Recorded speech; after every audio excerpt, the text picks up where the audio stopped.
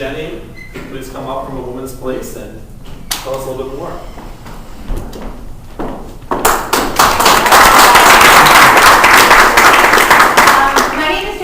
I'm the development director at A Woman's Place. For those of you that don't know, A Woman's Place is the only domestic violence organization in Bucks County.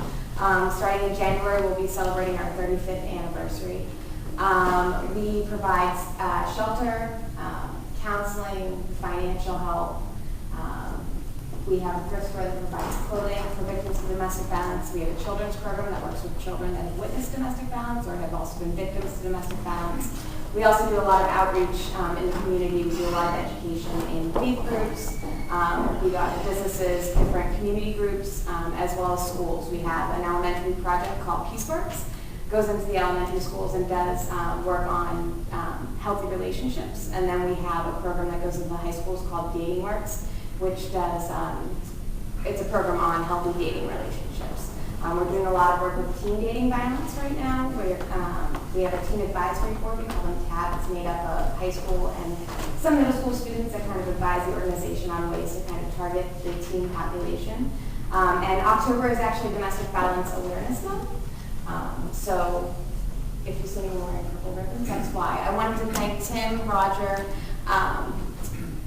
and Paul. And I know Paul, because Paul's actually sitting on our chocolate committee as well. I'd like to thank you guys for hosting this tonight. I'm very excited. Congratulations. Thank you. And also, yeah, Tim is chairing Chocolate Lovers Fantasy. It's a fundraiser we have in February, so there will be more information to come on that in the near future. It's an event. We have a live and a silent auction, hors d'oeuvres, beer, wine, entertainment, and then there's a 55-foot spread of chocolate desserts donated from bakeries around the county. So it's a fun night. That's February 12th. So thank you everyone for coming out.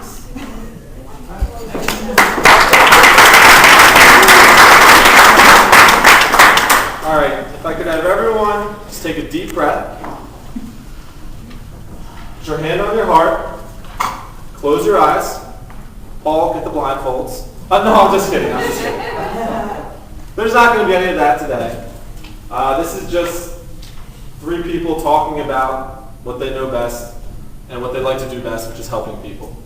If you see thank you Jenny for the brochure, there's a little girl swinging on here. We call this tonight Momentum. I don't know where I came up with that, just one day it hit me. It's a great name, and the reason I came up with that name was because it reminded me of a time when I was a child and on a swing. But I'm going to back up a little bit before I get to that. And just try to remember when you were a child, the different goals you had.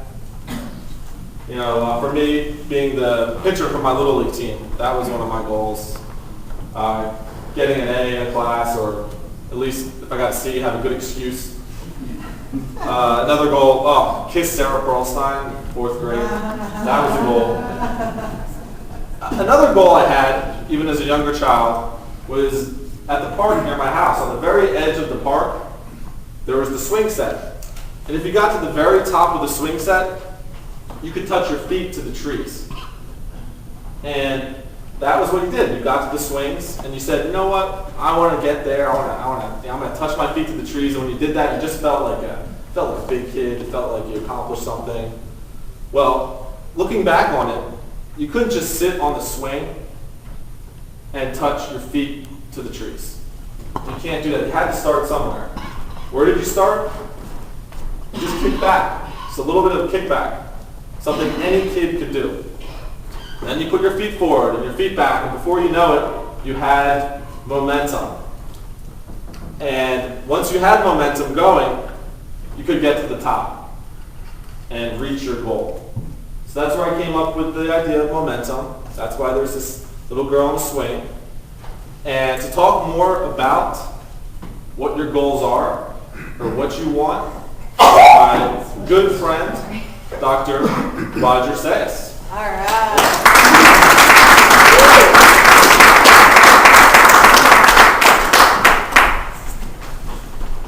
Well, thanks, and hey, first of all, happy birthday, buddy. Thanks for putting this whole thing together. Hopefully, you walk away with something useful. I don't know. When Tim asked me to come speak, first of all, let me know when you want me off.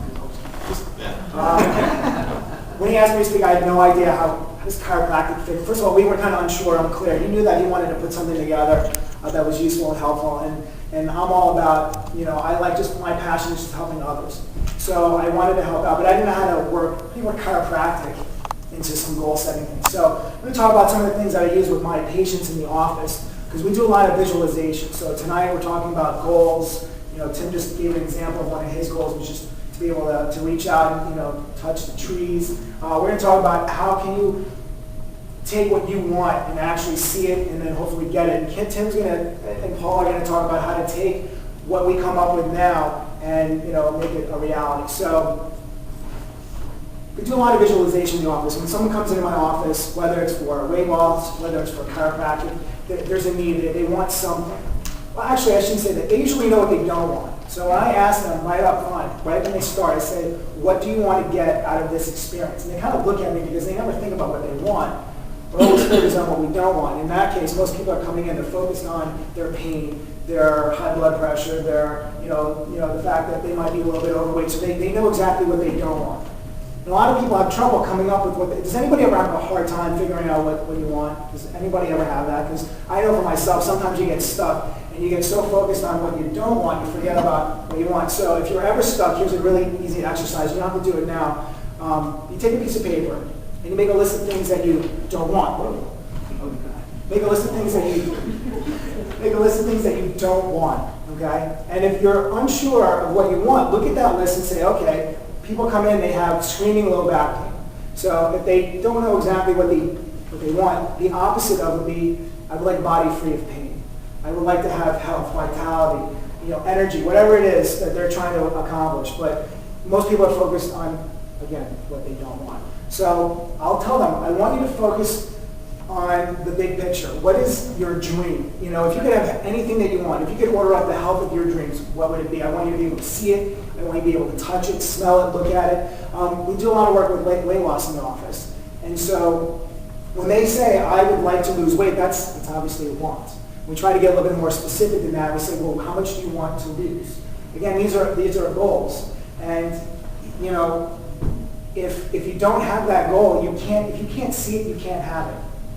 There's a great book that I've read. It's one of those life-changing books, and if you want to write this down, it's the book's called Psycho-Cybernetics. It was written by a prominent plastic surgeon, believe it or not, in Manhattan in like the 60s. But he talks about a concept called the theater of the mind. Okay, I don't know if Just a quick note. There's a notes section on the back of your pamphlets. So if you did want to write anything down. His name is Maxwell Maltz. The book is Psycho-Cybernetics, and he talks about a concept called the theater of your mind. What is, we've all watched television, we've all sat in movies, we can kind of see this visual. But what movie is constantly playing inside your head? When it's quiet, when you close your eyes, what is it that you see? Are you focusing on your lack? Are you focusing on what you don't want, what you don't have, what you don't like, anger? Because he says those things will kind of manifest themselves on the outside. He says that the brain cannot tell the difference between something that's vividly imagined or something that's happening, again, on the outside. So if you can see it, you can have it, because thoughts become things. And if you're going to set a goal, it has to start somewhere. Goals are really just wants, So we're going to talk about this. Tim gave everybody a couple pieces of index cards and a pen. So in a minute, I'm going to have you write down a want or a goal. It doesn't matter what it is.